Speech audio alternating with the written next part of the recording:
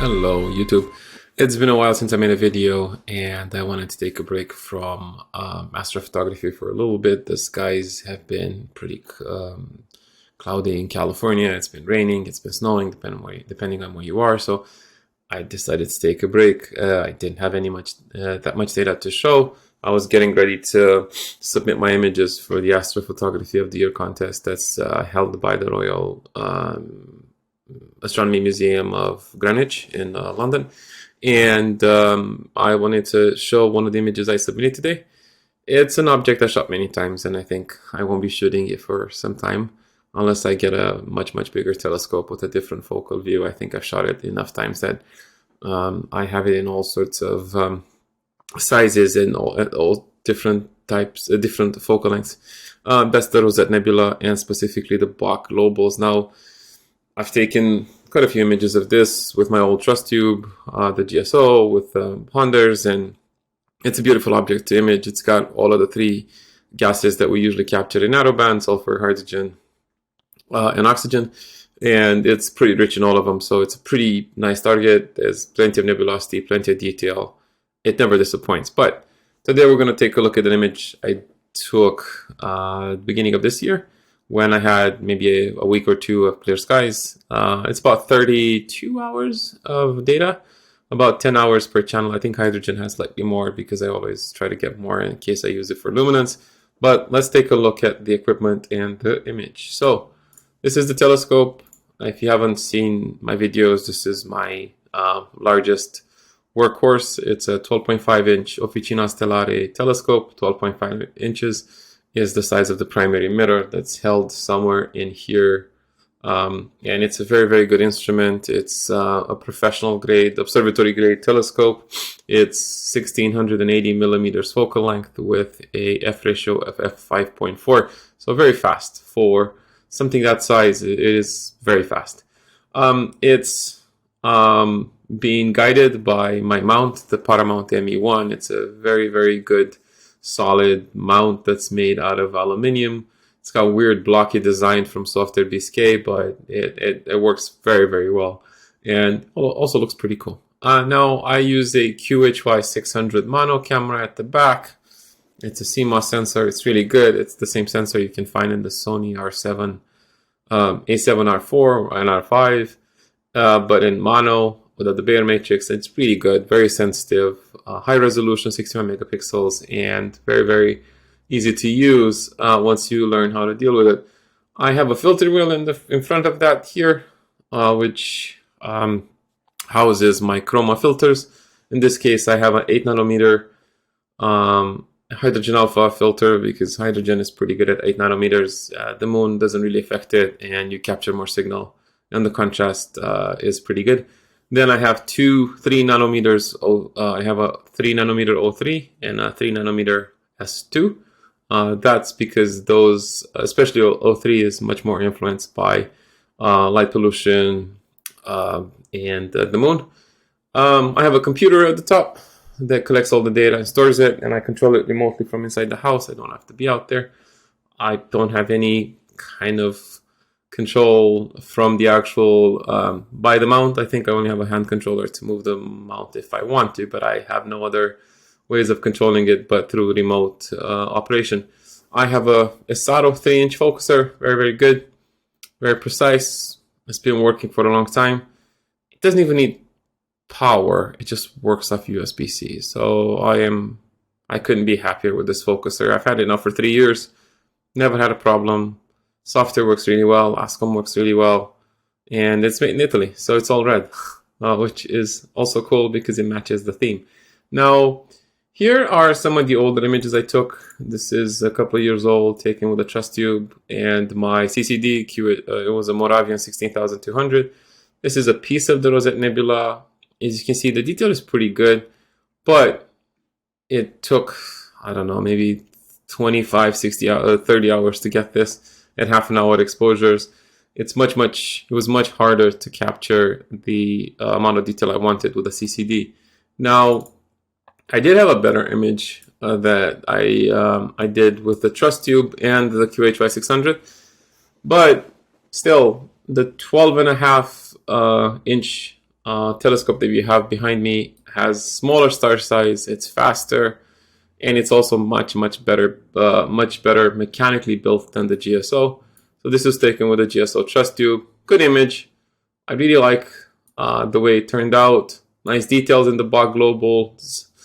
This image, I believe it was even mentioned by NASA or actually published on their APOD mentions. But moving on, let's take a look at the data we have. So here's hydrogen. Looks pretty good. As you can see, the detail in the Bok Globules looks pretty spot on. There's a lot of information in here, all the way to the edges. It's a lot of nebulosity, and it was just really fun to process this. There's a weird artifact. I guess it might be a plane or something that flew right through my frame. I could not identify the frame that caused this, and it actually is really hard to see. But the difference that you see with this telescope versus the mass-produced Taiwanese-made GSO is that the star size is really small on this telescope. It's 5.4 microns versus 6 or 7 on the other one. And it's really good across the field. It doesn't need a flattener, it doesn't need a corrector, it actually has one in there. So this is equivalent to your plane waves and your AG opticals. Officina Stellare makes some incredible telescopes, and this is, although it's old, this is definitely a good example. So here's the hydrogen, really happy with it. Sulfur was actually really surprisingly nice. It looked really good. Sorry. The detail is good, the contrast is good, the nebulosity is present. It actually looks more impressive than I thought it would. And I was really happy to see this really rich nebulosity here, because I knew this is going to be some great color that I can use. Lastly, oxygen. Now, oxygen usually sucks. It's noisy, it's bad, but look at this. Very good.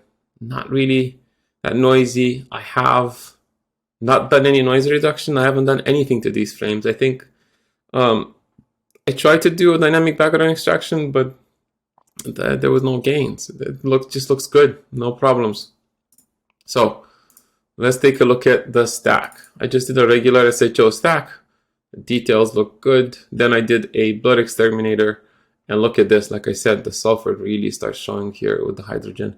So really beautiful detail. I promised a lot of data on all channels, and this is definitely delivering it, as you can see. This is where I took a little bit of a shift on how I processed this. So let's look at the stack and the stars. What I did is I stretched the image. I removed the SCNR on the green using an SCNR command, because our eyes see more green and cameras usually capture more green, and we want to remove that to create that Hubble palette. I stretched it, I removed the stars, but then I did something else. So basically, I just did this. I did a double stretch without the stars being present. If I had the stars present, they would have been blown out, it'd have been too much, they would be overly saturated, it wouldn't be that good. So I removed the stars after a simple stretch, and then I double stretched it again, and look at this. I was just really pleasantly surprised at the detail and the beauty that you see here. It's not as noisy as I would expect. The details are really fine, and the dust lanes are just impressive. The Bok Globules, it's just, again, I was very happy with this. So now let's see what I did next. I took it into Photoshop, and I did some color mixing and some texturization using a bunch of tools I built and updated throughout the time I've been doing astrophotography. I do some color shifts where I shift the colors back towards red, because a lot of objects in space are red. And I try to make the oxygen as close to its color as possible. The oxygen is actually a tealish blue. It's not really blue. So it's somewhere about 70% blue and 30% green. So I always try to match it. And then again, I pull the golden tones that you see in the Hubble towards red, because both hydrogen and sulfur are red. They're slightly offset in the bandpass, but they're both red. So then this looks really good. I did just a basic noise reduction, and then I had to bring the stars in. So let's look at the final images. Oh, I don't have them. I should open them up. There we go. Oh, not this one. Small glitch. Let's see which one is the TIFF. This one. And here we go. So here's my final image. Very, very happy with the result. It's colorful. It is a true dramatic scene of the Bok Globules fighting inside the Rosette Nebula.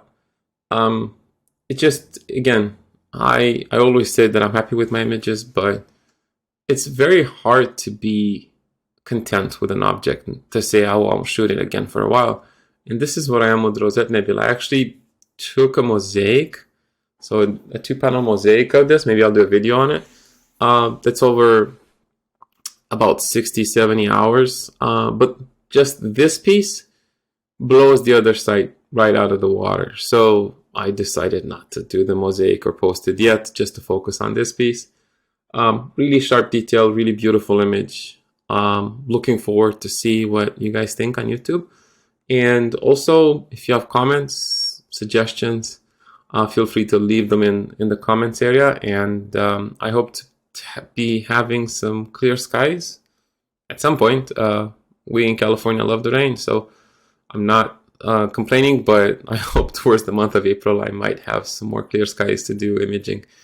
Until my next video, thank you for watching, and if you like my videos, feel free to subscribe, push the bell icon, share it, whatever you can do to help. Helps my channel, and I really appreciate it. Thank you. Until next time, clear skies.